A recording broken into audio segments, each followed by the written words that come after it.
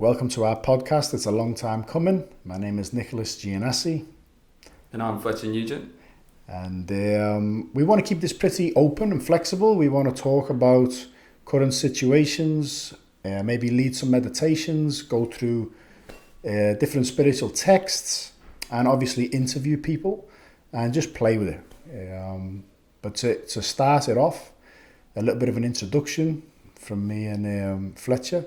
So I was going to ask you, what have you been up to the last 3 to 5 years, and why are you here?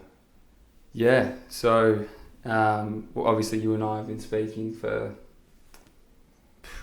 every day for the last, 18 months, 2 years probably, and each conversation we have is just goes deeper and deeper down the rabbit hole, and we'll get into that about what we're actually speaking about. But it was your idea initially to start a podcast, and I sort of thought, not another podcast. But as you said, I think it's going to help a lot of people, what we're speaking about, because a lot of the stuff we are speaking about, I think is coming from a place of truth, and that's why we actually decided to call the podcast Satya, which is the Sanskrit word for truth. And we want to come from that angle when we're speaking. So yeah, we're really having conversations about truth, and whatever that stems from in our conversations, we feel like we always end up coming back to what's the truth.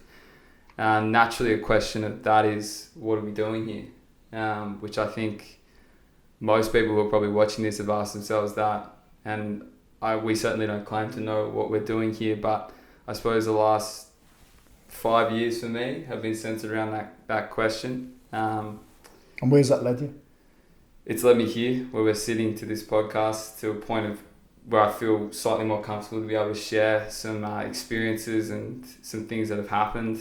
Can you share any? Yeah, sure. I mean, I guess it's more a question of where to start. Well, what made you initially start to search for truth? Yeah, I think it's just a deep-rooted... I think you're born curious, aren't you? But I think there's this... When you suffer a significant trauma, which we all do, and that comes to a head, I think the severity of that can be a catalyst for, searching for something greater within yourself, of course, where I believe all answers lie. So, yeah, look, that was probably the point I started. There was some trauma when I was growing up. Can you share that? You don't have to. But... Yeah, absolutely. I think, as we said, this is the truth from this podcast, Satya, so why not? It's probably a good place to start. Growing up, I had a really good friend, still do. Played a lot of sport, was quite good enough to be valued in the team. Generally in a leadership position as well, which was always very humbling, and I took it really serious. And I found a lot of my growth through sport, but off the field and out of social circles, and sometimes it even bled into social circles, I was just quite troubled. And I knew I just didn't know how to deal with it. I didn't know what I was looking for. I didn't know where to turn. But I suppose I always had this deep feeling within me that it could be and would be sorted out, which was really the start of this beginning. So like a lot of kids today, which is something I'm beginning to be more and more passionate about, they're suffering from anxiety, they're suffering from depression, which are things that I went through. But I always felt that, for me at least, medication definitely wasn't the answer, and I always felt that it could be something that could be recorrected, that could be fixed. I think that we're here to experience what we're here to experience, and it's how we approach that, which is the most important thing. So yeah, I grew up, went through that, always had girlfriends, was always happy with my mates, would go out drinking, doing drugs, pretty normal. It's pretty normal for where we grew up. May not be normal for everyone listening, but yeah, I think through that experience as well, that led to obviously a lot of more trauma coming up. The pain body really expressing itself in ugly ways, which I wasn't okay with. But I think... Like what you're talking about, more emotional or physical, or both? Both, yeah, for sure. Like definitely would fight when I was younger. And and I learned a lot through, fighting physically with people, and hurting people, and of course being hurt myself. And that's always coming from a deeper pain, for sure. There's no doubt about that. And I was aware of that. But it was just about understanding that pain, but where it's actually coming from. What's the root problem? What's the root cause that's causing me to live a life that I'm not satisfied with, that I'm not happy with? So I always felt there was more, and still do feel there is more. But as you said before, I feel a lot more grounded to be able to speak about this stuff, and I hope that it does help people. And of course, listening to your story, many stories we had, but I guess, there was a real turning point when I got very physically sick. It was probably 2 years ago now. And I thought, I had chronic fatigue and couldn't get out of bed. I just returned from an exchange trip in Colombia where I had an okay time, but I didn't have a great time. Again, just doing drugs, drinking a lot, very shallow, vain existence, which is okay. It was all part of it. But I came home sort of ready to catapult my life. I kind of decided that I've been dealing with a lot of this internal unrest where I was like, I feel like there's something here that I'm meant to do. But I decided actually towards the end of the trip in Colombia internally that forget about, what you feel like you're here to do or give. You grew up in a nice environment. You've got many opportunities to live a good life, get a nice girlfriend, get a good job, and go from there. It didn't feel right, but it was kind of a moment where I just decided, let's just take that path and go from there. So that's what I did. I got on the plane and went home, and with that intention. And of course, I got really sick when I got home. So I was, sleeping 20 hours a day. I couldn't get out of bed. I was going and seeing doctors and specialists, and I was getting no answers whatsoever. So they didn't, I don't really know if I've spoken to you about this. They couldn't find what was wrong first, or? Yeah, that's right. So initially the first doctor I actually saw, he said that to me it sounds like depression. And really? As I mentioned before, I had episodes of depression when I was younger, in my teenage years. And at this point I was 23, I think, 24 almost. And I knew it wasn't depression. I knew it was coming from within. There was something wrong with my body, as well as my emotional body and my mental body as well. So I wasn't satisfied. I was actually quite taken back that he was just pushing medication. And of course, that's a product of the system. It's not a product of him. He was definitely trying to do his best, but... Treating the symptoms. That's right, yeah. So, and I knew that taking a good look at my life before I came home, that treating the symptoms wasn't going to get me anywhere. And this was a Band-Aid solution to a much deeper problem, which really had to be looked at now because I couldn't get out of bed. And I was 23, seemingly fit and happy, which, I was fit, but I wasn't healthy. So I went and saw some more specialists. And there was gut issues. There was obviously massive fatigue issues. I couldn't work out at all. If I would go for a walk, I'd be extremely tired. There was obviously the discussion of things like Lyme and chronic fatigue, but I was never labelled with anything. And as I've come to understand more and more, it was just mismanaging, being at dis-ease with every aspect of my life. So mentally, I was thinking poor thoughts. Allowing them to take hold of my energy as well. And emotionally, I wasn't there. And physically, I wasn't. I thought I was healthy, eating healthy food. But if you don't have those two things aligned, being your mental state. Just out of curiosity, sorry to cut you off, what were you eating then? Well, I was eating like the gym diet. It's like chicken breast, rice. Protein. Yeah, protein, really. And I was mindful of eating good protein in terms of I was eating good quality chicken, organic chicken, and, green veggies, sometimes organic. I was mindful of that aspect of it. But, I was also doing intermittent fasting as well. So I was doing crazy things. I would work all day. Extreme. At a labour-intensive job in the summer, in the heat. Have nothing but a black coffee, and then it would get to about 3:30. I'd go to the gym and lift as heavy as I could, and then go and do sprints, and then still not eating anything, have a little meal, and then go and do kickboxing. Had you always been quite extreme? Yeah, for sure. And I think... Because that's something right now, people live in the extremes. They're either extremely active or depressed, or they're extremely happy, or, you know what I mean? There's no balance. Absolutely. And we'll get to it, but that's the biggest insight that I've had, and that's the result of me feeling so grounded now, is having that perspective of balance, but sitting and living from balance rather than this extreme approach to things, which is just clearly not sustainable. And I was blessed enough, but it wasn't easy to experience that firsthand.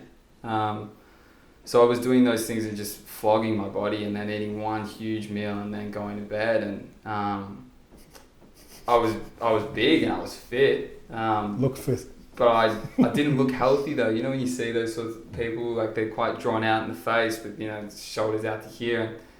And I wasn't happy. You know, I wasn't socially engaged. As a result, I was drinking more and doing more drugs on the weekend to try and get more of a buzz.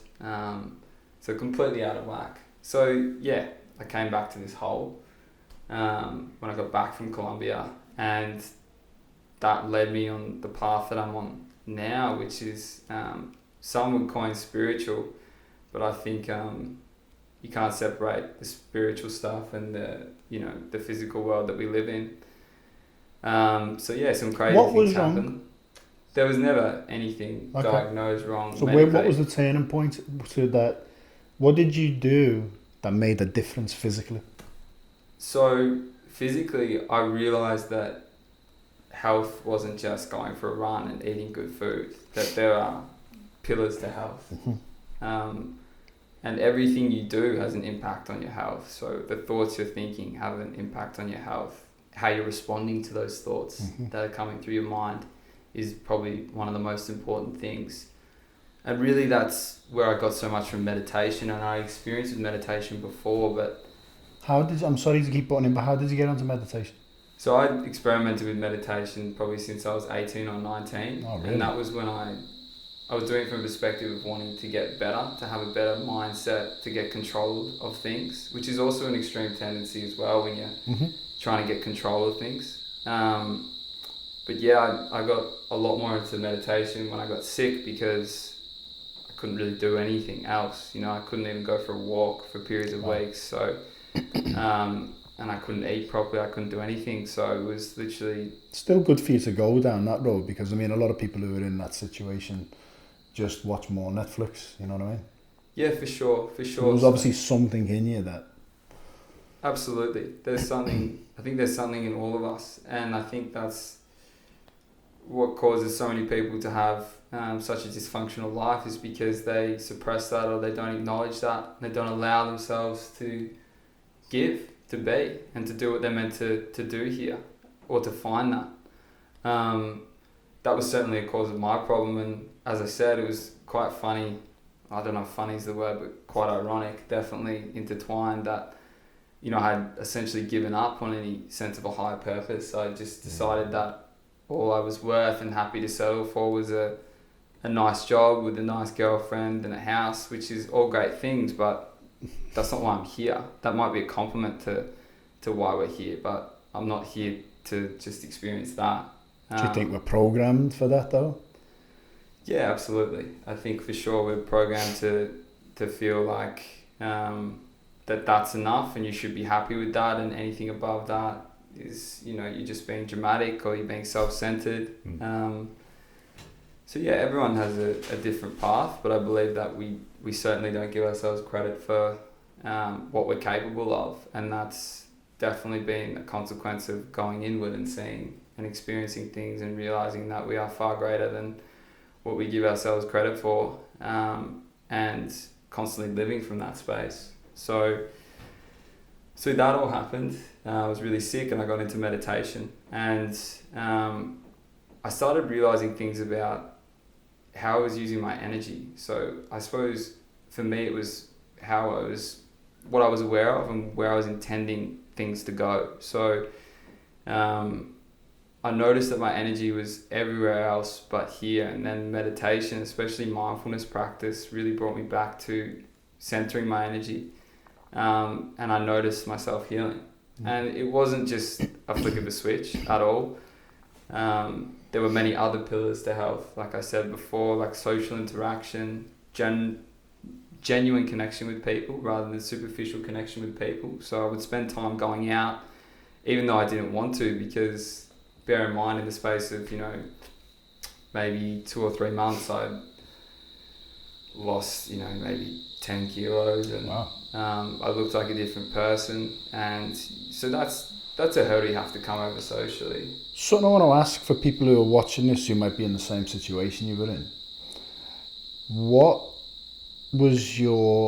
Where did you go when you wanted to find meditation? Where did you look? And why? Sure. Yeah, YouTube was huge. Yep. In terms of, and as I said, I had some experience with meditation.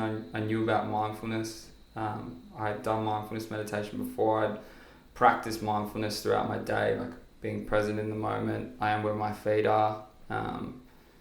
All those sorts of things which we can get into, which really help. So I sort of had an idea of where to start.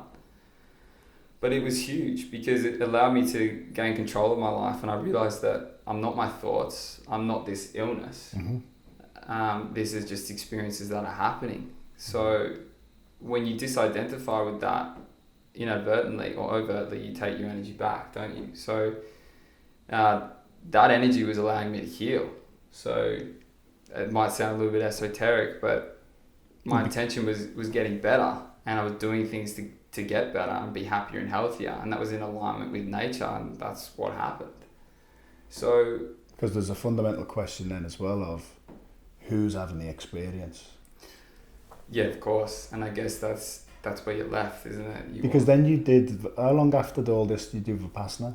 So, before we get to that, a lot of crazy things happened, and I feel comfortable to share it here because I've spoken with you about it, and also I think it's important that people hear it as well, because as we said before, I think there's something far greater, and I'm only saying that because I've experienced it. So the question then has to become, well, is it just you, Fletcher, looking at it from a flawed perspective? Are you identifying with things that are just happening in your mind or something like that? And that's where the craziness starts to happen, because a few examples happened. Like I started having really crazy dreams, and they got even crazier when I had a dream and it came true. And I was hyper aware of what I was focusing on throughout the day, so I was very conscious, for lack of a better term. So I knew I had that dream, and I was journaling a lot as well. So I wrote that dream down, and then it happened. And it happened in a way that I didn't expect, which these things always do. So I was like, well, what is that? Like, how could, who's in control? Is this all determined? Is my life determined? Are these things just meant to happen and I'm seeing them? Am I manifesting them? So am I making them come forth? And I'm in a position now where I think it's both. So I think that there are things in this life that you're going to experience, no matter what, and life will always guide you there. Whether it has to, for example, make you seriously ill, so you sit in bed for X amount of months, or whether you kind of find your own way there. And then I also think that we're constantly manifesting, so we're constantly bringing things to light. So our internal state is allowing those things to come forth. And we can get into that more on other podcasts, I reckon, about the... We can, but I think it's funny that, like what you just said there, it's fundamentally finding the blessing in everything, eh? Absolutely. And that's if you live a life from being grateful. So, and that's what I was. I got to this point where I was really great. I was just grateful to be, I went from wanting to have this incredible body and this amazing looking girlfriend to, that's what I wanted. And that be my goal, to now just being so happy that I had a body that could breathe and a body that could feel. So, when you have that perspective, you also start to look to other people with more compassionate eyes and more understanding. One's mind, one's heart, isn't it? That's right. You open your heart for sure. And I wouldn't want it any other way, because it's a wonderful place to live from, undoubtedly. So you're not disregarding things that are happening in your life. You're not choosing to look at everything, which we've spoken about many times, just from the perspective of love and it's all good. Some things you don't want to happen. Some things aren't good that we see. Going back to what you were saying though about being grateful. It's not necessarily, I know you said we experience things that are not enjoyable, but whether we see them as good or bad is usually a label, isn't it? But, yeah, absolutely. But to just, because how many, there's always a silver line, there's always a blessing comes from anything. Even blessings, more blessings can come if you see the blessing in it, and if you see the blessing in challenges, blessings come from it. It's sure. Always to further us consciously, isn't it? That's right, and that's why I think that having, if you talk about more of the macro now, having that perspective of something greater and that you're here to learn and experience things, that you don't get so caught up in things that happen. You don't get caught up in them at all. I mean, you may have moments, but you're much more balanced. So that's, what I found, and that's what I started to practice. And it was some other crazy things happened. Like I started seeing things with my eyes closed, like third eye images a lot of people talk about. And again, I'm so happy to speak about them now because I think it's important that we speak about them. Can you share a vivid third eye? Sure. Yeah, so during that period, I remember I was lying in bed and I was doing some meditation and I was so tired I couldn't sit up. My body was also very tight at that period of time because I've been doing a lot of gym, not a lot of stretching. I was lying in bed and I just shut my eyes and was meditating, and I'm not sure how long in, and then I started to see all these yellow colours and these red colours, and I was like, oh, it's cool, like, blah, blah, blah. And it was dark, the room? No, it was daytime. Okay. Yeah, so there was always that in my head, could this be something from without? But when you've had that experience, you can tell, you know what I mean? Like I could tell it was coming from within, but I always try and look at things from a non-biased perspective because I'm looking for truth. I don't, like, if it's not what it was, I don't want it to be anything else. So I was sitting there and then I saw this image of a bird that just appeared, and it wasn't like your average bird. It was like a taro bird that you would see in Egyptian. And it wasn't like a thought? It wasn't a thought at all. So there's a distinct difference. There has been for me a distinct difference, and I think when you speak to people about third eye images or things they may see, sometimes people can get a little bit skewed between what's mind and what's visualization and what's actually genuinely third eye. And the more you have and the more grounded you are and the less attached you are to them, the more you're able to discern what is what.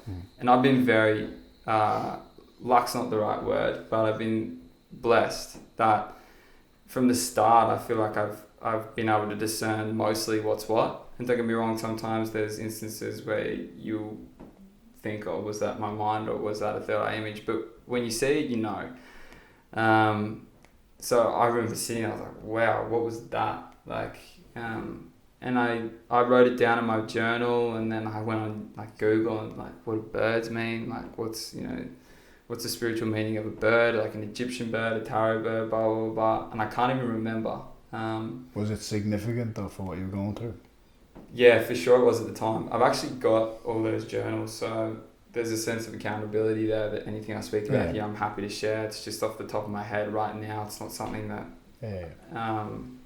is in the forefront of my mind. I remember then I've had many more since then. One was a really vivid image of a completely different place. At my mum's house, actually, on the beach. I was spending some time there, and again I sat down to meditate at night, and I just saw a very vivid image of a girl's face, and it was extremely familiar feeling, like I knew her, but there was this, it speaks from like an intuitive perspective as well. I think when you have these experiences, before your mind kicks in and is able to label it or try and understand it, there's a knowing there, and if you can allow that space for that knowing, that will lead you in the right direction. You'll get the message that you're meant to get. And again, I'm aware for a lot of people, this is, what are you talking about? It's pretty gnarly, but I think it's really important we start to talk about it. And I think from our perspective as well, it's also one of the reasons we started this chat is because we see ourselves as two pretty normal guys, and still are, absolutely. So I think it's important that people hear it from our perspective, because I know that there's guys out there that have had these sorts of experiences. I think every family, we've spoken about it before, anyone I've ever spoke to knows someone who's had some type of spiritual or even paranormal experience in the family. You know what I mean? Who are not mad but you know, we can go into this in another episode as well, but it's intentionally drawn out of us to ignore the spiritual aspect. Yeah, we certainly believe that, given what we've been influenced by and been able to read and see constantly, that becomes pretty obvious. And experience in our own lives. I mean, I was atheist for 2 years because of that system, you know what I mean? For sure. Yeah, and I was atheist as well. At the point this was happening, I went to a Catholic school and didn't resonate with Christianity and didn't resonate with the teachings. And how could you, the way it's taught? You know what I mean? How could a logical, intelligent enough male of that age, because I went to an all-boys school, think that is true? You know what I mean? And I'm not saying it's not now by any means, but the way it's taught is not the way it's meant to be taught, in my belief. And I think that'll be a great episode where we start to speak about some more spiritual texts that we've actually read and how we actually read them, and how, it's how you can actually begin to understand them from a different perspective. Whether they resonate with you or not will be a different story. But yeah, I think that would be really good as well, because that's actually what Nick has showed me a lot, is that these texts help so much, and they helped me so much. Again, it's fascinating having these experiences, not knowing what they are, and then reading in books about the exact same thing that's happened to these people and same situations and these esoteric experiences that have happened to other people. Yeah. So that also makes you believe you're not going mad. But that's the importance of practice. I think it was Deepak Chopra, he said, religion is believing in someone else's story. Spirituality is having that experience yourself. So, it's all good. That's one thing where I struggled, same as you, with religion. The way it was taught was, I never saw anybody even trying to live the teaching that they were sharing. You know what I mean? It's an awesome point. And how much do you see that? It springs to mind that Louis Theroux documentary where he goes and he spends time at that church. I forget what it's called, but it's one of his most famous episodes, and they're old Christians, they're full on. And I think a lot of people growing up in Australia, you kind of see that stuff on TV in terms of that hyper Christianity that is extremely dogmatic. To me, let's not confuse it. That's not spirituality at all. And I think that any approach towards attaching to something and being dogmatic about something, i.e. Jesus' way is the only way, or Buddha's way is the only way, or whatever, comes from fear. So again, I was very blessed to be able to have these experiences before I was attached to any sort of religious belief or had any real knowledge about it at all. I think you can only experience it. We can do our best to talk about what we've experienced here, but as I said, there's an intuitive aspect and a knowing aspect within you that comes before the mind kicks in. If there's enough space there, that you know what that experience is. And it can be hard to uncover that again after it's happened. And to me, that's one of the reasons why I practice meditation and do other spiritual practices as well, is to have that clarity, because fundamentally I want to see things as they are. And I know that my mind and my perceptions allow me to see things not as they are. So you can't intentionally try and clear your mind. I don't know if anyone's tried to do that, but it's not going to happen. So it's about understanding the nature of your mind, and that's what Vipassana really allowed me to do as well. So how did you find, what made you ever go Vipassana? So you mentioned it to me, and straight away I was like, yeah, I would love to do that, but it sounds pretty extreme. So for those that don't know, it's a 10-day silent Buddhist meditation retreat. Which I haven't done, by the way. Which he hasn't done. He will definitely do. And I'm not going to speak about that too much in detail because, as we were saying before, it's so important that you have your own experience and everyone has their own experience. And you said one of the blessings was that you never knew what you were expecting when you went there, eh? Absolutely. And that's been the biggest blessing with any of these experiences that have happened to me is I'm not expecting them, I'm not wanting them to happen. I don't even know they are a thing. No attachments. And there should have no attachment to what we speak about. That's right. It's very important that any information that we share, if it's useful, use it. But if it doesn't resonate, just drop it.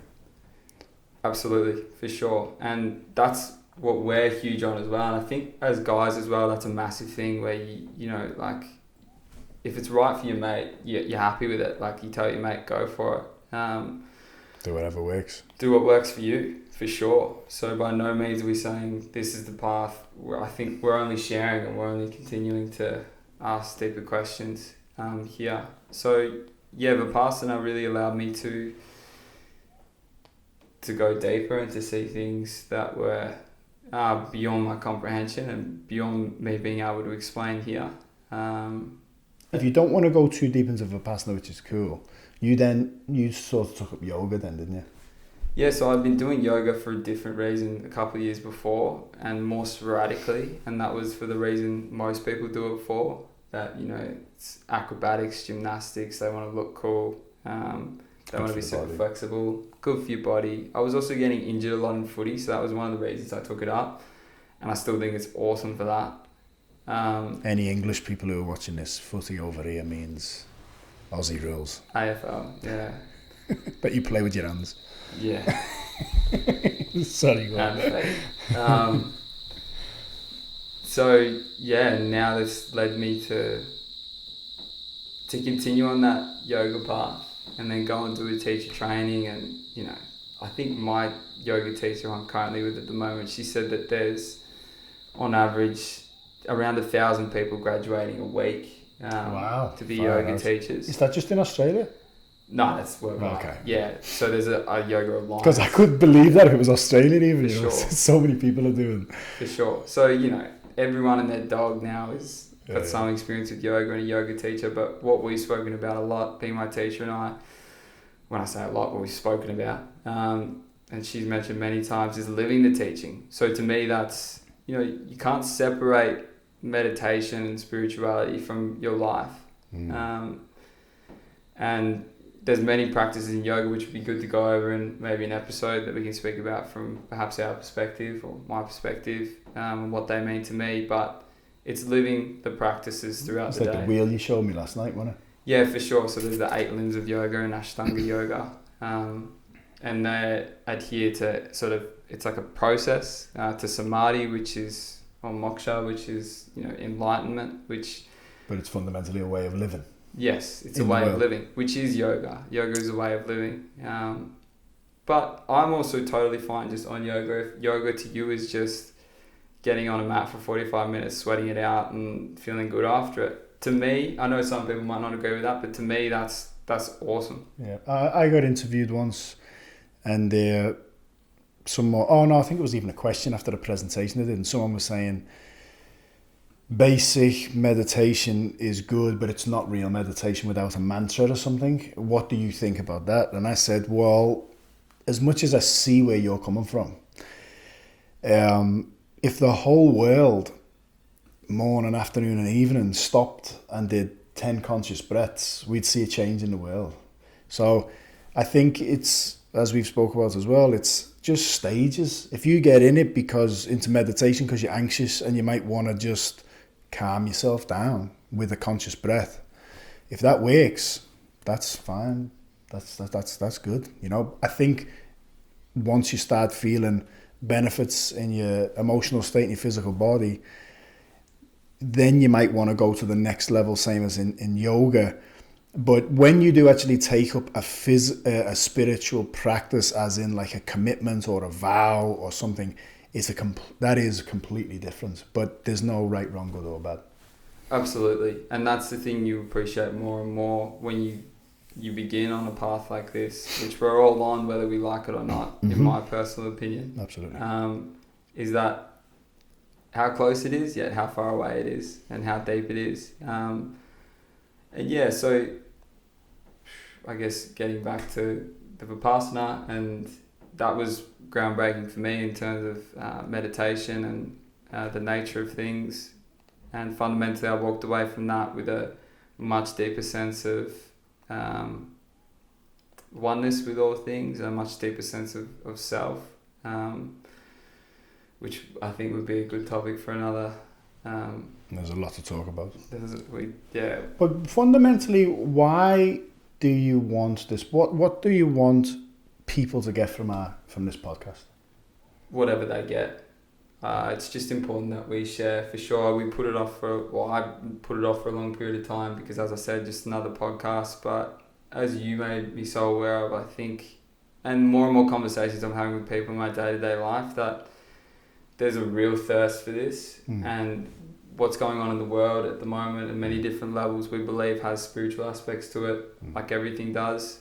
And people are wanting to talk about that more and more people are having experiences as well that I'm speaking with. As things energetically change in the world. For sure. And I was so blessed to have you, have your wife as well, and have my mum and the people in my life that were able to assist me and guide me. And the more I go along this path, the more I'm so appreciative of these people that have allowed me to stay grounded and centered and be objective with what I'm experiencing as well, because that's what we always speak about. It's tough when you're talking with someone and they're talking about all these fantastical experiences that have happened to them, and you can tell that they're not grounded, they're not objective about what they're experiencing. So naturally you become speculative. And I don't want to look at things from that standpoint. Again, it's about truth for me. So that's what the search is. And we can talk about the search more because, the search in itself is something else. But another thing we spoke about that we want to do with this podcast is if we interview anyone, for example, whenever I've got into different people and wanting to know their story, like your Wim Hofs or your David Goggins and people like that, I found I would have to watch hours and hours and hours of content just to get a few gems from interviewers, because every interview was the same. They'd ask the same questions and get the same stories. When we get the opportunity to interview people like that, we want to just leave that, because you can find that anywhere, and just go to the deeper questions and really try and get some deeper stories and meaning and deeper questions out of whoever we interview.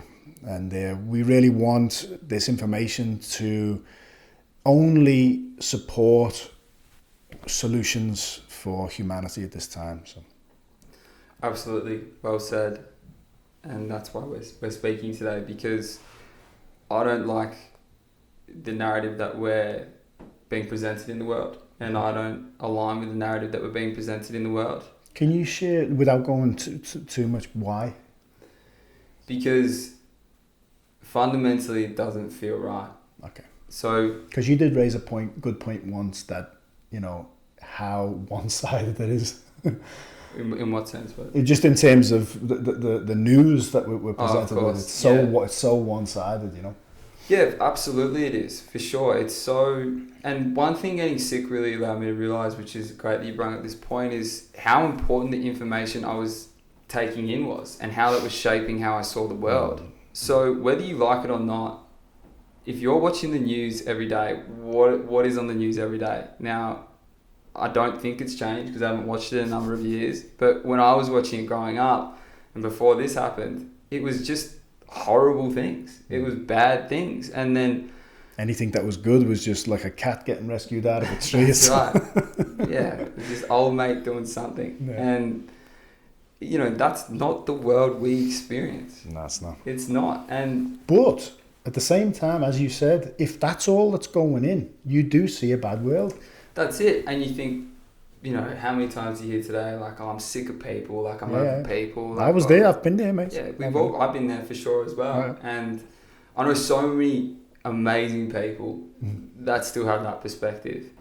And that's not a solution. So whether it's the truth or not, whether we are just here and we just, we spawn out of nowhere and we have this life and we die. Maybe that's true in one sense, I don't know. But that's not going to get us anywhere. So it's not a solution. Like, treating people like they don't matter, treating the world like we're just here and we go and it doesn't matter. Well, I don't have kids, but when I look at a kid and when I think about being a kid, I would be heartbroken if my parents thought that way. I would be terrified. Plus, one thing that baffles me is we've been shown that it doesn't work. Yeah, exactly. And I feel like, again, one of the other reasons why we're talking today is we feel like we're just on this loop. We just continue to do the same things. And we're having conversations with so many people,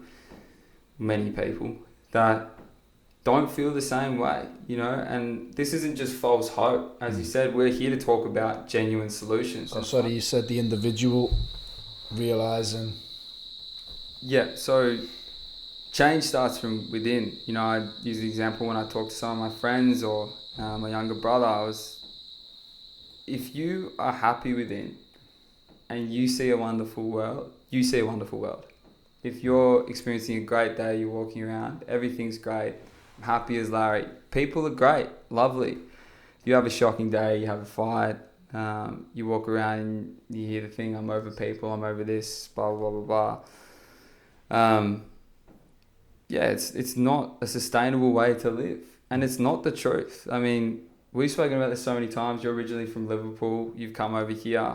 You've said this. I've said this many times in my travels. People are good. You know, like I cannot count on one hand the amount of bad experiences I've had with people who I believe are actually had an evil core. It's just not a thing. Lot of if I did have a bad experience, I was involved in that as well. You know what I mean? Of course. You partook. Yeah, exactly. For sure. So the information you're taking in is so important. And if you want a sustainable world, if you feel like we should be working towards that, why are we being fed and allowing ourselves to be fed something else? I'm not talking about living in ignorance. There are some things going on in the world that aren't great, that have more difficult solutions. Don't get me wrong, we're well aware of that. We don't have all the answers. But to fundamentally look at everything as flawed and give up on it in one sense and give up on ourselves is not a sustainable approach. And I'm not going to sit here on this earth and agree to buy into that narrative because it's not how I believe. It's not what I believe.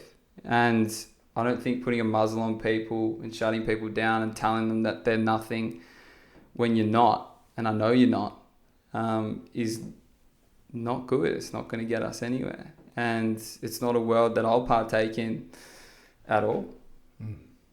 So, yeah, maybe if we go over to you and speak about your spiritual experiences as well, because I know some pretty amazing things have happened to you, and also a lot of stuff that has inspired me along the journey as well. So I don't know where you want to start, but maybe you can start from when you were a kid and how you grew up.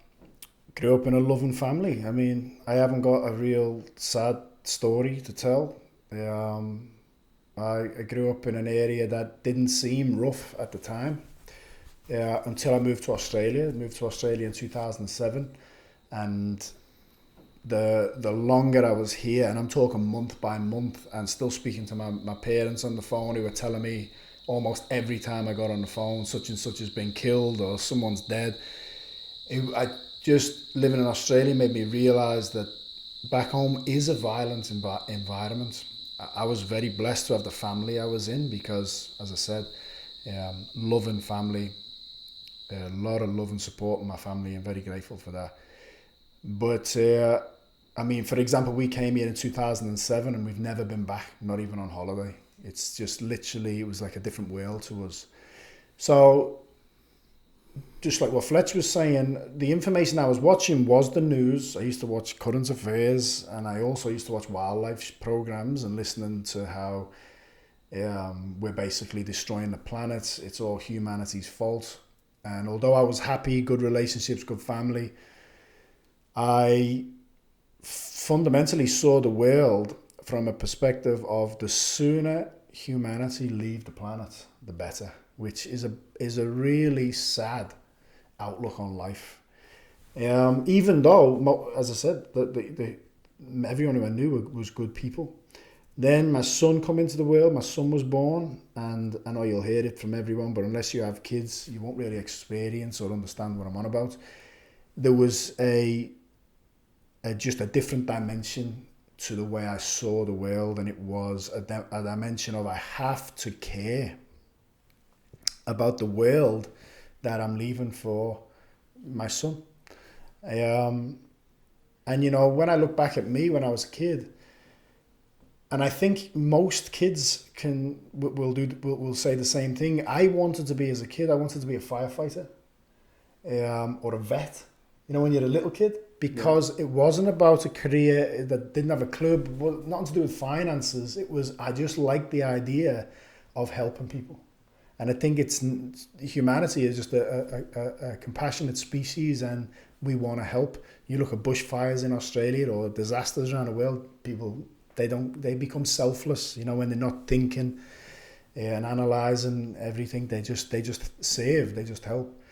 So, but I did have 2 years where I'd had some spiritual experiences when my nan died, and I knew that when she died, what was dying, what had left her body, when I kissed her dead body, and it was like kissing the wall. And it was a real incredible experience, because it was just like, wow, my nan, the intelligence, the loving life force that was my nan, is not in this body anymore. That doesn't mean I knew it wasn't dead. It just wasn't there anymore. It had left, just as if you put your shirt on the floor type of thing. So I got to a point in Australia where I moved away from any religious beliefs, and I used to pray. As a teenager, I used to say my prayers, my Our Father, my Hail Marys. And I wanted a relationship with Jesus. I remember I used to pray a lot. But then, same as what Fletcher was saying, I asked a lot of questions, and nobody could answer my questions. And no one would live what Jesus taught. But they'd still fight and argue that was the best religion and whatever. So I moved away from religion. And I was listening to anything like Michio Kaku, anything scientific. So I couldn't say I was atheist. I couldn't say that, because I believed there was something. I believe that when this body dies, it's not the end.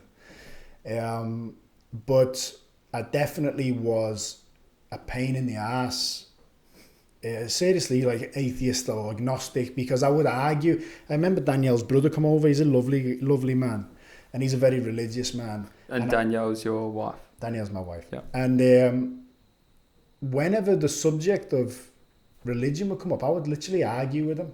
I remember once he said to me, I think his father said to him, what have you got to lose in being religious? And I remember him saying this to me, and I remember saying to him, well, you've got a lot to lose if you've invested in it your whole life and it was a waste of time. And I don't agree with that now, but that's where I was at. Why don't you agree with that now? So if I was to put all my time and effort and be staunch Catholic, for example, and then to find out that it's not the way. I think what I mean is, I just don't agree with shooting someone down who believes in it. You know what I mean? Because at the end of the day, if someone's a staunch Catholic and it is enriching their life, who am I to say anything? Spot on. So I guess the point there is that it's enriching their life. Correct. It's empowering. Therefore, if it's enriching one's life, it's enriching the lives of all. Correct. And if you are living those teachings, you see, you wouldn't. Correct. That's the biggest thing, for sure. Yeah. So that's where I say I don't agree with the approach I had then, is purely because I just don't believe if something's working for someone, I have no right. I don't think anyone has a right to try and tell someone what to do. Or so then a story when I was when my son Bo was 1. We moved into an apartment. Before we get to that, Yeah. because that's a really important story as well. Maybe speak a little bit about who you were and what you were like, maybe from 16 to 25 when you were living in Liverpool. Because it's, from what I know you now, it's totally different life. But I think it's important in the context of people understanding. So you don't have to go into great detail, but just so the general audience gets an understanding. Because I do want to emphasize that we're not saints for sure. Like, I've done many things in my life that Deeply regret. Yeah, I deeply regret. I've learnt from a lot, so much, and I'm grateful that I've had those experiences. But I look at them now from the person that I am, and they're horrific. So I know that you share the same sort of experience. So yeah, maybe if you could shed some light on the sort of person you were back in Liverpool when you were growing up, and how old you were as well. I would always say, as I say, based on being around good people and having a good family, I was always a good person. Mm-hmm. I always knew what was right and wrong, even though I did do things that, as I say, I regret. But now, without going too much into it, because we can talk about it in another episode, I do look back on myself now with compassion. Absolutely. And understand why I made the mistakes that I made back then. But, I started Thai boxing at like 16, loved Thai boxing, always played football before then, loved Thai boxer. And then would fluctuate, do some weights, all about looking good and being big and things like that. And I boxed, and then I did, cage fighting training for, a while there. Sold drugs. I was on steroids, a lot bigger then. Which was always, as well, what I've realised now looking back is, my family are fighters, you know what I mean? I'm not being funny, but they all are quite game. And I used to convince myself that I liked fighting. Even though I didn't fight much, I used to, whether it was like sparring or whatever, I always convinced myself I liked fighting. And that was a lie. I didn't. And I actually I know that when I was big and I looked big and I had a shaven head and things like this, that was my insecurities. I was hiding behind that, trying to convince myself I was a certain way to survive in that environment, because it was a rough environment, which I think a lot of people do now. But I was fortunate. My mum and dad are still married today. My dad's a strong male figure, and my mum's a very strong, compassionate female motherly figure as well. So, yeah, I mean, I would not say I've had a bad life. This is another thing, but I've seen some terrible things. I've seen some really violent acts. I've seen people get bottled in the face while they've been unconscious. I've seen people, really get hurt. You know what I mean? And they do scar you. They do definitely leave. I remember I've never suffered from PTSD, but there's times when I've reflected on some of the things I've seen, and they've made me sick to the stomach. You know what I mean? Absolutely, for sure. So then when I came to Australia, I lost my mojo for training, for physical training. But then I found CrossFit, and I actually got my mojo back a little bit. But then I got to the point with CrossFit where I was thinking, I'm punishing myself for nothing. I'm not competing. I'm just, I'm really, really exhausted. I'm putting so much trauma on my body. And when I look back now, I think it was just, in my life, I've always wanted, I've found a new thing, Thai boxing, right? I want to just do that. And then, fizzles out. That's not it. I might want to play the guitar, I'm going to play and then, that wears out. I was always one thing to the next, to the next, to the next. Couldn't really find what I wanted to do. And I think even that time in my life where the training just wasn't doing it for me anymore, it was just like, it was just a chore. It was such a habit because I've always trained, but it was becoming like a burden. And then, as I said, I wanted to start meditating, but I didn't know where to start. That's why I asked you that, because I didn't have a clue what to do. Why did you want to start meditating? Purely because I'd heard a lot of people say they got benefit from it. And that's, I think, what a lot of people today hear. Yeah. And that's one of the reasons I got into it, because I wanted to improve. And I think that's, just to preface, I think that's an awesome way to start, for sure, because that's where we both started. And now some of the stuff we're going to talk about and have spoken about goes far beyond that. So it was also, as well, thinking about it, it was like the next thing. Like, I was looking for, what do I do next? Yeah. You know what I mean? Because training just wasn't doing it for me. But I'm telling you now, I mean, I've been meditating for over 10 years, and I still, can't just sit down and quiet my mind, as you said now. But back then, far out, it was, trying to quiet my mind. And this is an important point with meditation, just to start off the back. I spoke to Jake, Fletcher's brother, the other day, and he mentioned that meditation is about quieting the mind. And I said, I disagree. I said, I think meditation is being able to consciously observe the mind, and we can go into this in more depth in another conversation. But people have this idea that you've got to make your mind stop, and they never start because of that. For sure, like I've spoken with my dad about meditating more and speaking about what I think it could do for him and the benefits, and he goes, but I'm a person with a really busy mind and I think a lot. We all think a lot. Tell me one person that you know that doesn't think a lot. The mind thinks? The mind thinks. That's what it does, exactly. So often one way we can think about meditation, which was really helpful for me, is these meditative techniques, i.e. like focusing on the breath. Give it something to do. Yeah, that's right. So it allows you to remove yourself from the thought stream. So you then become in this observer state. But again, it goes deeper than that, which we can speak about in another episode. Well, the question I said to Jake was, I said, if you're able to sit down and observe your thinking, then the deeper question is, who or what's observing?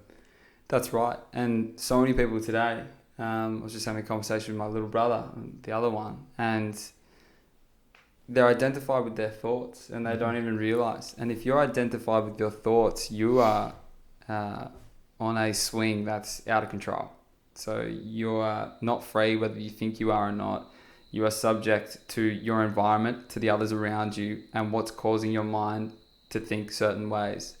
And then, of course, that mind is intertwined with the emotional responses that we have as well. So I would actually term that hell, because you're at the mercy of your environment completely. There is no one within that's actually able to navigate the world, whether you think there is or not.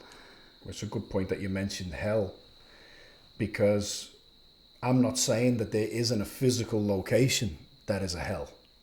But heaven and hell is an internal state, as far as my experience. Because, if my son came in the room now and gave me a hug and told me he loved me, that's heaven. If I just got the news that, God forbid, something had happened to my son and he wasn't with us any longer, that's hell. So, heaven and hell are just inner states. For sure.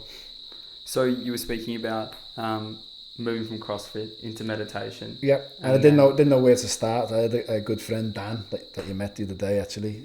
He was giving me my first ever meditation, and he just got me to focus on the end of my nose for 15 minutes. Didn't get anywhere with that, although it was nice just sitting down on the beach with him. And then a lot, I wouldn't be able to explain it probably. A lot of things were happening at a similar time. A lot of synchronicities were happening. My wife, I could do an hour's conversation just sharing how many things stories of my wife when she was younger that her family have told me, where she would go into her dad's room, just for example, and say to her dad, there's someone with a white t-shirt on trying to get in the back door, and he'd say, have you seen them? She goes, no, I can see them now. And then he's heard someone try and get in the back door. A lot of things like this. So my wife's very sensitive, always been open spiritually. But remember, at this time, we moved every single 12 months that we were in Australia. So this is the story we were getting to. Yeah, so every 12 months we had to move. And Danielle, every place we went into would say, Nick, she wouldn't say she was seeing things because she knew how I'd respond. But she was saying, like, I don't like it in here, Nick. There's, I just don't like being in that room, for example. I know now that she did actually see things. She would see dark or troubled or lost entities in those apartments that we were living in. So, but at the time, I was just like, it's all in your head. It's all in your head. I was that guy. But then what happened was, we moved into an apartment, and being totally honest, it did feel different in there. It had a real cold feeling in there. And my son was 1 at the time, and he went from sleeping like a log through the night to, we would put him in bed in his room, and within an hour he would be screaming and crying to the point where he would stop breathing. He'd dirty his nappy. He'd be dry wrenching. He'd be like speeding up, sweating, just terrified. You know what I mean? So you were speaking about your son being a baby, and he was beaming with sweat, dirty his nappy, terrified. And this went on for a while. And my mate Dan, who had done some meditation in Thailand, he at the time was suffering with his sinuses. And he was seeing an acupuncturist from Israel, I think he was, in Sydney. And he said to me, mate, there's something about this guy. He said, he said, I don't know what it is. He said, there's a depth to him. He's an amazing guy, blah, blah, blah. And he said, do you want me to see if he can speak to Bo, if he can see Bo? And I said, yeah, for sure. Because, you know, I told him how much Bo was suffering through the night. And had you acknowledged at that point that perhaps there was something else going on, or were you still like... I did, but you got to remember, I was pretty, you know, my ego was a pretty stubborn guy, you know what I mean? Like back then, I was just saying change of environment, you know what I mean? We just moved into a new place. I was saying it was everything but that, you know what I mean? So when we booked an appointment, went to see this guy. It's true. There was definitely he was a unique character. He had a stillness about him, and it was really fascinating because Bo started playing. He had some things he could play with, and we briefly introduced ourselves. He just said, "Oh, you know, look, he's not sleeping overnight. This, that, and the other." And he just sat down with Bo. He sat in front of Bo, cross-legged. And Bo just stopped playing and just stared into his eyes, and he started singing. It wasn't a mantra. It wasn't like there was words to it. It was just like he was humming a beautiful sound in like a prayer position with his hands. And me and Danielle were sort of like, okay, didn't expect that, didn't see that coming, you know what I mean? So we waited, and honestly, he was there for probably 20 minutes with Bo, just staring at each other, which is a long time for a 1-year-old to just sit there engaged. And then it's unheard of. 1-year-old doesn't do that. Bo was a little bit like that, though. I'll be honest with you. Yeah. As much, you know what I'm saying? Bo, yeah. Bo was actually used to get called Buddha Bo by our friends because kids would be crying or whatever. He did always have a bit of a stare, you know, like the presence. He was funny like that. But anyway, he was really eye to eye with this guy. And then anyway, he comes up, sits down, and he said, what I'm about to tell you is not what you'd hear anywhere else, but I feel I can share it with you guys. He said, Bo is seeing something in your apartment that's scaring him spiritually. And straight away I just thought, okay, here we go, let's see where this goes. And as I'm thinking that, Danielle just broke down into tears. So I'm sitting here thinking, you know, what's going on here? And then Danielle said, this is what I see. She just said, I'm going to share with you, this is what I see. And when I look back at it now, I do feel, I feel sorry for Danielle because I just never created a space for her where she could share openly. You know what I mean? I was, obviously I just kept shutting her down. And she said, I'm seeing, and she was sharing, like she would see dark figures, dark entities. Bear in mind, I will add, Danielle was seriously traumatized by a ghost or a dark spirit when she was a kid in one of the properties she lived in, and she to this day could tell you what he looked like, the clothes it was wearing, and it was a very traumatic time. And so she shared what she was seeing in the apartment, and this guy turned around and said, that's right, that's exactly what you're seeing. He said when he was with Bo, he spoke to Bo's soul all new lingo to me, new language to me. He said, Bo's got an open third eye. Didn't have a clue what a third eye was then. And he said, I have just remote viewed basically your apartment, and I've just seen what he sees. Okay? Again, all new to me. I haven't got a clue what's going on. Danielle shares what she's going through, and I actually remember this. This is one thing I remember. This is what I was still on the fence, and I said, is there any chance that Danielle is just seeing what she may have seen in like a scary movie? And he just shut me down. He said, she's living the scary movie because what she sees is real. And he was very like straight with me how I said it, because I was just still trying to put it down. So it could be the mind, you know. Now, things actually started heating up in the apartment. This gentleman, because another thing Danielle said, which was fascinating, was she said, I know in my heart that what's happening in this apartment is my stuff. We didn't know anything about karma. And this guy turned around and he said, I didn't want to say that to you now, but it's true. And she got told that in a past life, she had ridiculed a street performer in France. Now, Danielle's always loved France, French accent, clothes, the places. She's always been drawn to the French. And he said, and he just randomly said that. He said, you were living in France, and this street performer, you ridiculed him, but his life was basically ruined after that point. And he can't forgive you. So he said, when you go back to the apartments, it's very important you don't communicate directly with this soul. He made that very clear. He said, you don't go and say and invoke that soul and speak to them. He said, but you do work on forgiveness. And he gave her basically a forgiveness practice to do. And Did he say why you don't connect? He didn't go directly into detail.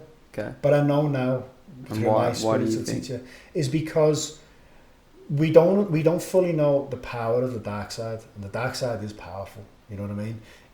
Whether people like it or not, my teacher says that there is a spiritual hierarchy.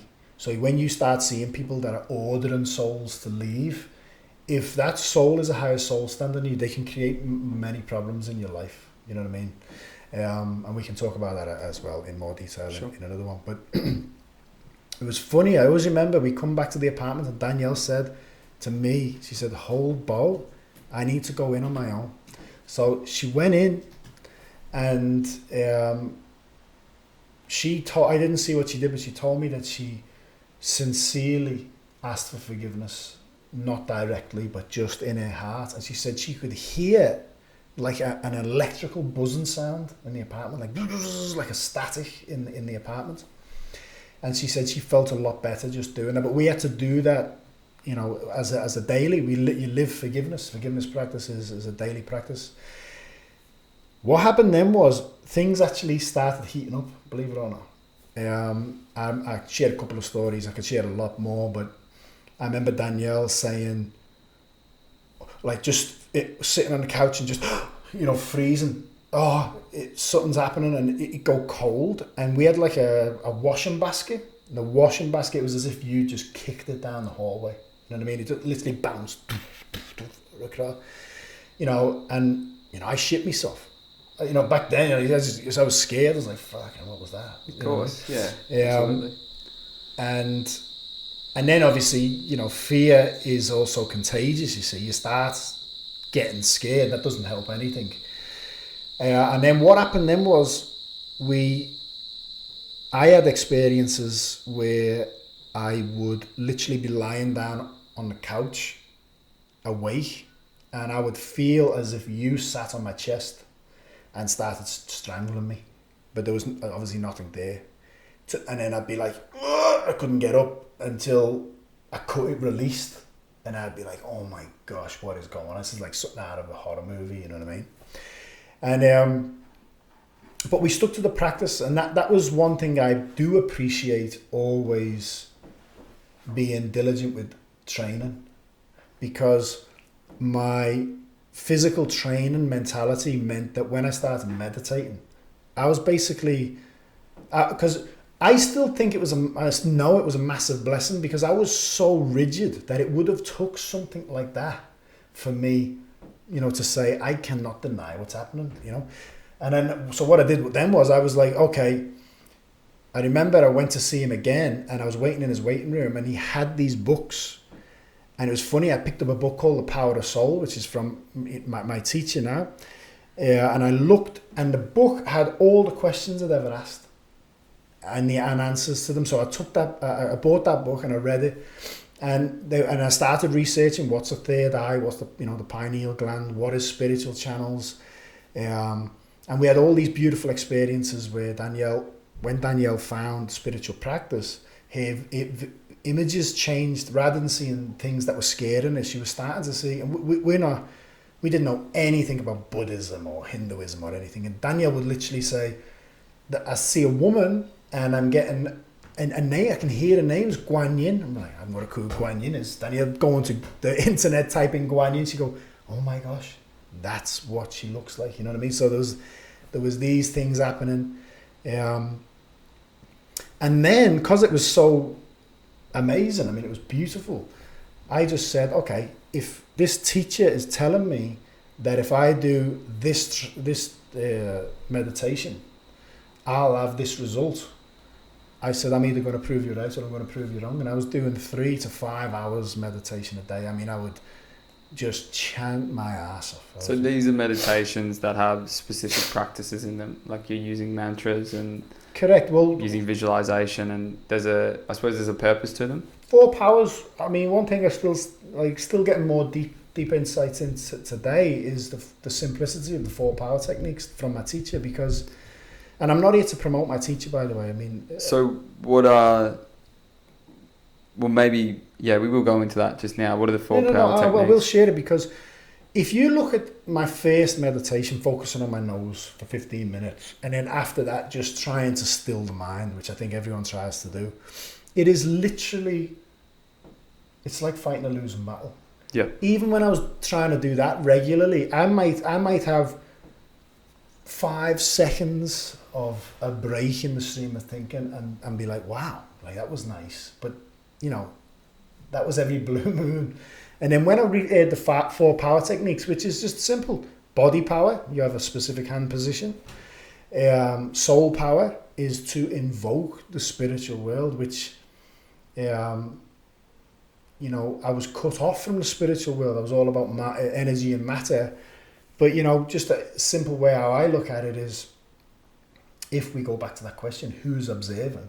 We could call it the observing present consciousness, Joe Dispenza, the quantum observer, or simply the soul or spirit. So if I've got a soul or spirit, then all of these higher conscious beings, I've got a spirit. So you call them, you call Buddha, you call Jesus, whatever, and ask them to help you, bless you. Everything in nature, in existence, is a servant, a selfless servant. We can go into that in more detail later. But so body power, soul power, which is invoke the soul world. Mind power, which is what I loved in the beginning, was visualize something. Because rather than trying to turn this off, it was just so much easier giving it something to do. Visualize, light or a golden ball in your lower abdomen or something like that, or light showering on you, or Jesus or Buddha, whatever you want to do. And the last one is sound power, chant a mantra. Words push the field. Okay, harmful words harm people and harm the field, and loving, caring, compassionate words obviously add love, care, and compassion. So a chant a mantra is a sacred vibrational message that bridges a gap to the soul world, and also changes your field and the frequency and so on and so forth. So a simple way that we can also speak about that, which I think you're doing a really good job about, is I always try and bring it back for people, is what's your experience when you do that? So if you're using language which is degrading, it's harsh, doesn't make you feel good. It makes you feel separate from other people. It's harsh. It's cut off. It's separated. But if you're using these compassionate words, these loving words, these kind words, it's a unifying feeling. So I remember one of the teachers you've passed on to me, Dr. Bennett, said that any of these spiritual practices, they should make you feel more unified. You should get a feeling of love. Now we can go into more specifics of that as well when we talk about some practices as well. But just so people get an understanding of, because I know you're talking a lot about soul here as well, and I'm thinking about it from the perspective of... To go on to that, from that teaching of Dr. Bennett said to me, when you find your mantra, she said, try a number of different mantras from different traditions, because when you find your mantra, and my mantra was actually Om Mani Padme Hum, okay? The first real breakthrough I had in my spiritual practice was reading my teacher's book. I can't remember, I think it was Divine Transformation. There's a chapter on Wong Mani Padme, in different way of pronouncing it, Wong Mani Padme Hum and Om Mani Padme Hum. So I did that mantra. Chanting that mantra took me somewhere. Now, Dr. Bennett said to me that you should, when you find your mantra, you should have a feeling. That's the same feeling you have when you're with someone in your family, like a grandfather or uncle, that you feel comfortable and loving with. Now, what is happening there? That's a soul recognition. So, you know, if you believe in reincarnation, for example, and I do believe in reincarnation, because as an atheist, I still asked a lot of questions, and for me personally, atheism has no foundation, okay? Because there was still questions I had. If you look at people who have more than one kid, brought up in a similar environment, they're completely different. Yeah, so, absolutely. So what is the cause? Why do some people have 10 car accidents and some people never have car accidents? Some people try in business and can't do anything financially. Some people, they don't even make an effort. There's an amazing doco on, I think it's still on YouTube. It's The Boy That Lived Before. Is it the Russian kid? Was it? No, he's British, I think. Okay. Yeah, he's British. And I'll let those watch it. It doesn't go for very long. But they talk about all these different cases of kids that can recall past lives or things happening to them. And, you know, when I watch something like that, I think, like, obviously there's the argument where people say, well, surely they've seen it somewhere. They're not aware of the information they're taking in. They would have seen it on TV. They would have read it in a book. But having worked with kids and experienced kids, and, of course, being a kid myself, kids are very objective. Kids say what they see in their experience, and if they're recalling a story, they'll tell you they're recalling a story. Then, so if they're experiencing something, they're experiencing it. And when you allow yourself to kind of sense in and just be with it, you can feel if someone's telling the truth or not, especially a child. It's very obvious when a child is lying. So for those that haven't seen it, that are interested in the topic of reincarnation or rebirth, whatever you want to call it, The Boy Who Lived Before is I haven't watched that. Awesome doco. I've definitely watched that. Because Dr. Bennett said also 7-year cycles. The first 7 years, and it was exactly the same observing my son, he's 10 now. First 7 years, sharing all these things he sees and remembers. And then they start identifying for the next 7 years with the body, start getting afraid of dying. This is real, and they lose more of a connection with what they were seeing before. Plus, obviously, we're bombarded with things that calcify pineal gland. But it's like Dan DePanny on London Real. He shared a lovely story about. He said, if you were to go on a beautiful trip away for a month, okay, you go and see all of Europe or Malaysia or whatever. He said, what you do when you come back?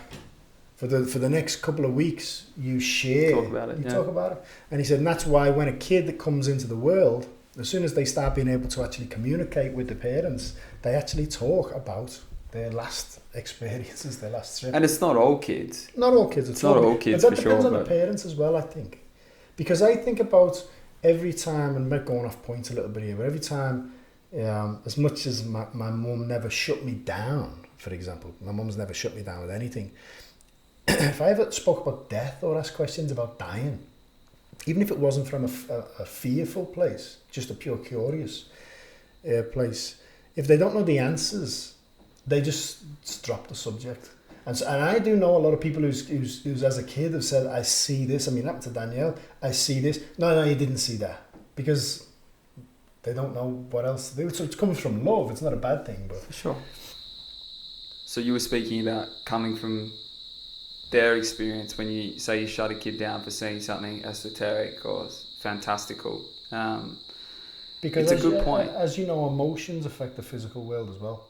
So obviously there's, I said there's fluoride in the water that's doing things internally to the body. But if you're being told that what you're seeing isn't true from a very young age, that's, you're going to stop seeing that. You're going to not believe it. Speaking to the mic, sorry.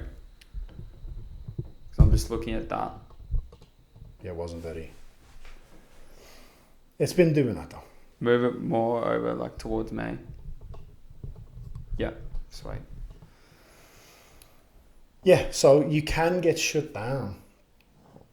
If people that you look up to and you trust shut you down, or what you're seeing is not real, you're going to believe it. Absolutely, especially if you're a kid. Yeah, absolutely. Yeah. So just to go back onto my story and how I got to this point, doing those meditations, chanting mantras, doing practices to open my spiritual channels, and then having spiritual images, which come in many different ways. Any you want to share? My first ever one was, because I've had many different spiritual images, and some of them do come like almost like you're watching a movie, but the first ever one was very profound. I was in a deep state of meditation, and I saw, like you said earlier, I saw like blotches of colour that I wasn't really paying any attention to. Almost like if you really squeezed your eyes and then you just kept them closed, you'd see colours. So I wasn't really thinking it was anything special. But I remember they all come together and formed like a tree that was there. It was in front of me, but I wasn't seeing it with my eyes. It was like I was seeing it inside my head, and it was as if I could have held it. You know what I mean? It had like a three-dimensional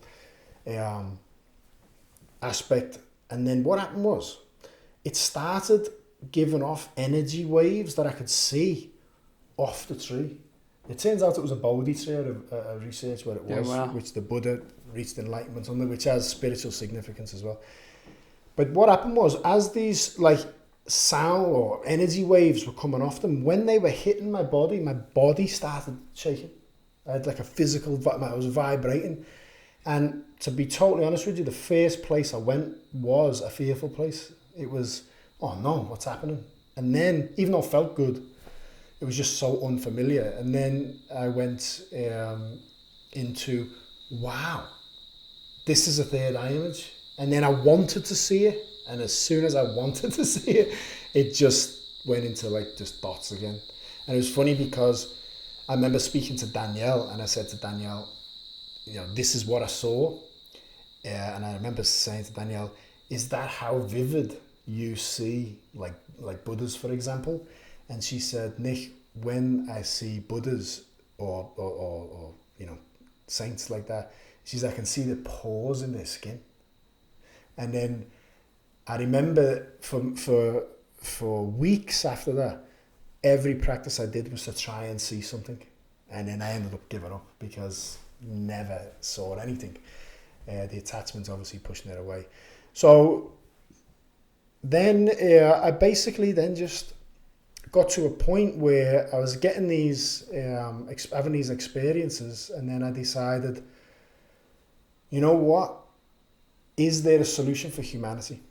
And that fascinated me. And when I went down, because I've always had a love for science, and when I started finding like Greg Braden, your Joe Dispenzas, your Bruce Liptons, who everyone's on now, which is good. But when I found them and started looking at some of the scientific, peer-reviewed scientific studies they've done with mass meditation, I thought, you know what? There's an abundance of evidence that collective meditation is a genuine solution for world peace. What is collective meditation? Exactly that. Large groups of people focusing on the same intention and feeling. So you might have a group of people meditating, but if one's focusing on love, one's trying to visualize light in their third eye, one's doing this, there's still a disharmony there. when you get a group of people that can create the same elevated love-based emotions in their heart, they harmonize then, the law of resonance. So the Institute of Heart Math, for example, have proven scientifically that the magnetic field of the heart it goes out 8 feet outside the body, 8 to 10 feet. They believe it goes much further, but they haven't got the equipment to test it. So if my heart space is outside the body 8 feet, and so is yours, if we sat now and focused on the same emotional state, let's say compassion or love, and we use techniques to move into that condition, well then our fields harmonize and amplify. So you imagine 1,000 people doing that.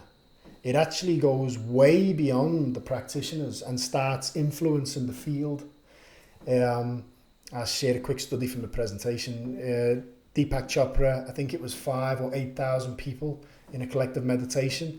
And they find that when people do collective meditations, they release serotonin. And it's very easy to test because there's an acid in the urine.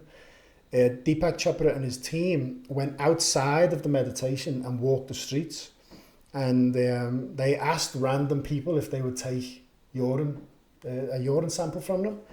And they all had dramatic increases of serotonin in their body. And they had no idea there was a collective meditation taking place. So there's one example. So then, I will go down this road a little. I won't go down it now, but it was really interesting when I found my spiritual teacher almost the same time. Within a few months, I was introduced to a lot of conspiracies and what people like Kathy O'Brien had been through. My friend was friends with Mark and Kathy O'Brien. So, that yin-yang of... So we won't get into... Won't go into that now. Kathy O'Brien now, but just maybe you could explain who Kathy O'Brien is, because most people won't know. Yeah, Kathy O'Brien basically was brought up into these Yuppie established families, like these Illuminati families, and she was in the mind control, MK Ultra mind control program as a kid, so was heavily abused, physically, mentally, emotionally from birth. Yep. Literally. Okay.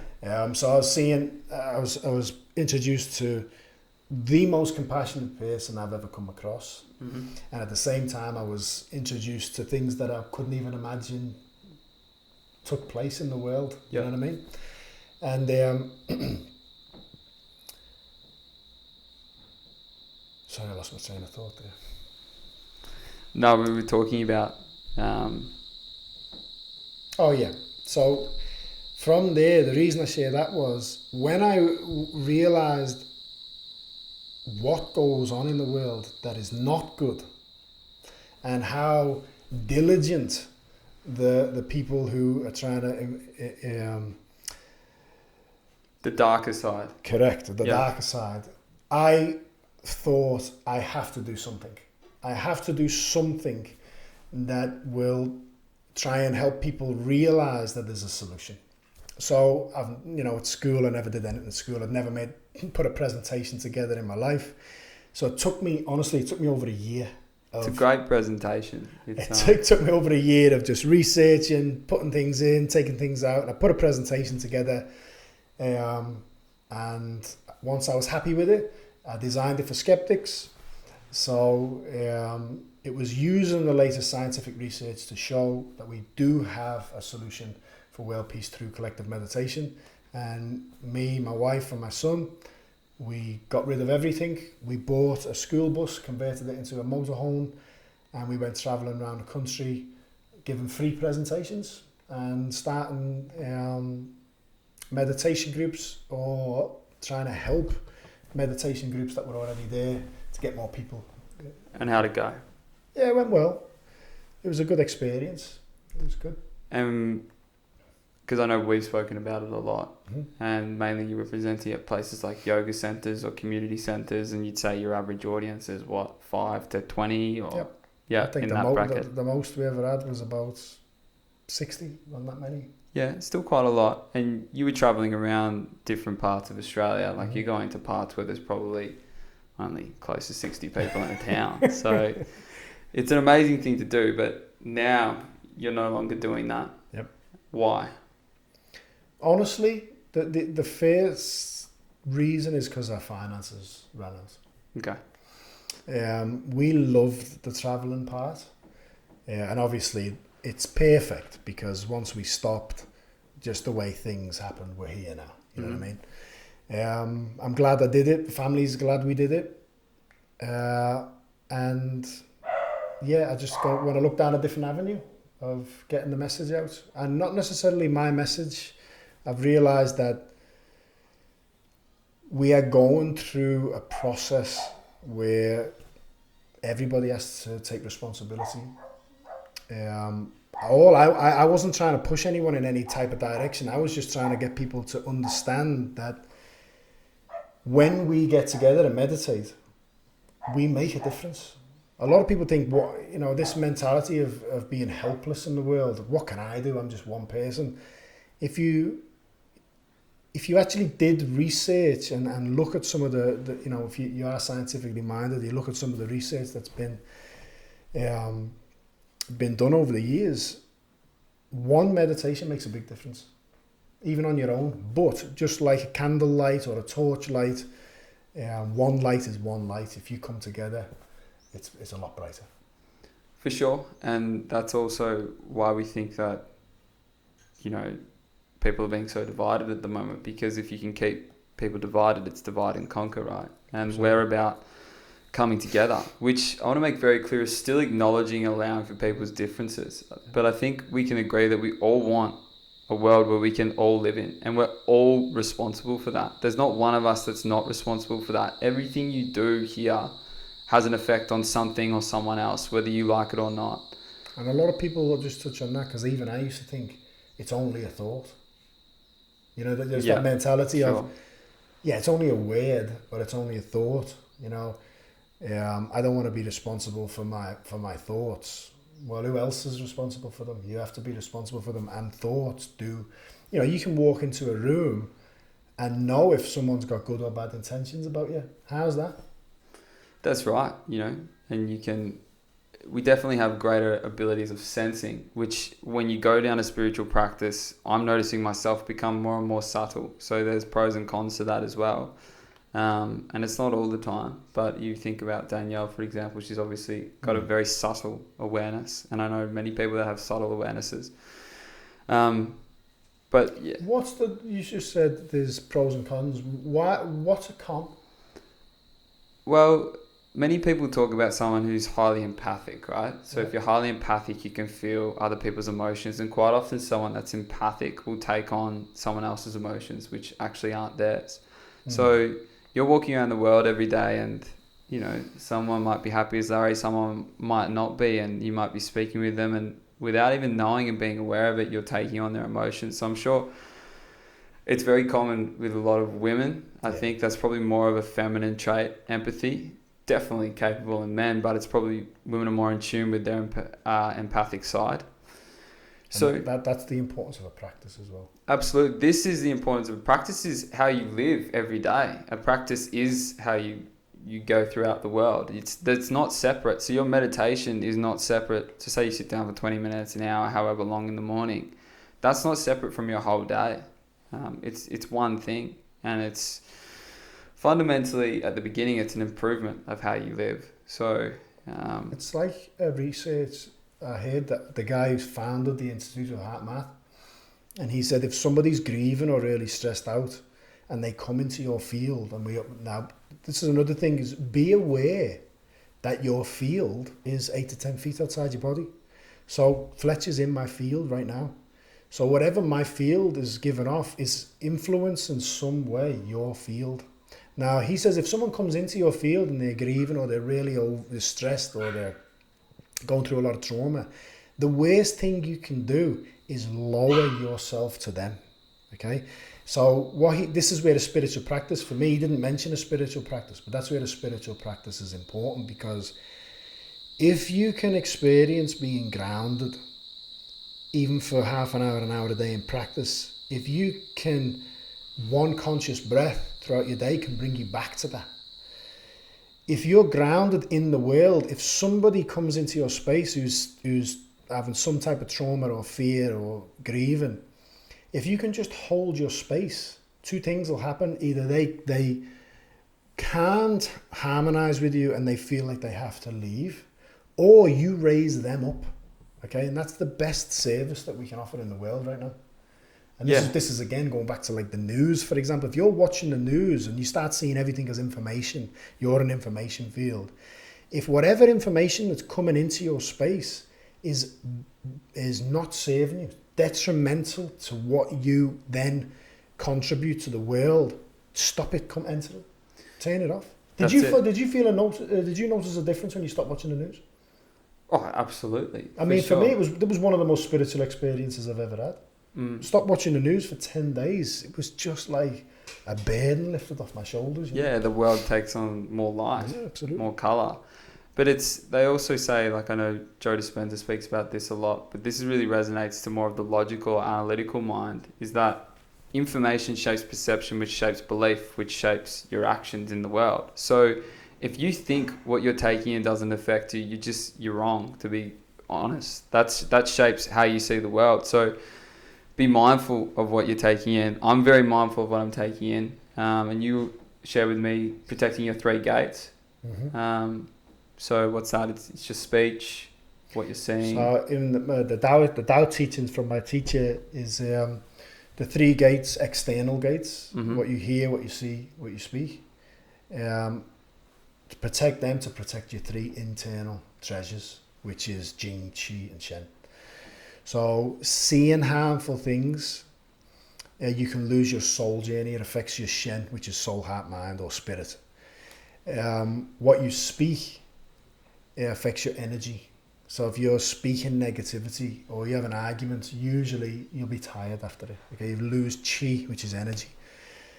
If you hear negativity, you lose Jing, which is matter from your kidneys. So protecting your 3 gates, you're protecting your 3 internal treasures. Yeah, and it's something to be very aware of, because if you're not aware of what you're taking, you're just going through life, thinking about the future, thinking about what you did 3 years ago, what happened. You're not aware of what's affecting you. And again, you're at the mercy of the elements and your environment. You're actually not... 5 senses. You're not shaping the direction of your life. So we have spoken about a lot. I reckon it's a good start. Yep. It's about an hour and 45 almost. We'll speak about a lot more going forth. Is there anything else you want to say? No, just when we share this, if there's anybody you would like us to speak to, we'll reach out to them. If there's anyone you can connect us to, if there's any subjects you want us to talk about, any information, just let us know. Yep. Any questions, anything at all. As we said, the intention of this podcast is truthfulness. So that's what we're speaking about. We're speaking about solutions, and we'll always be speaking about that. Thank you for being open.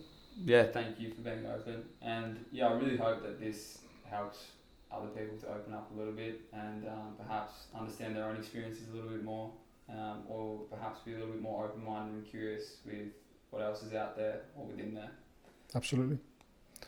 Thank you very much. Thank you.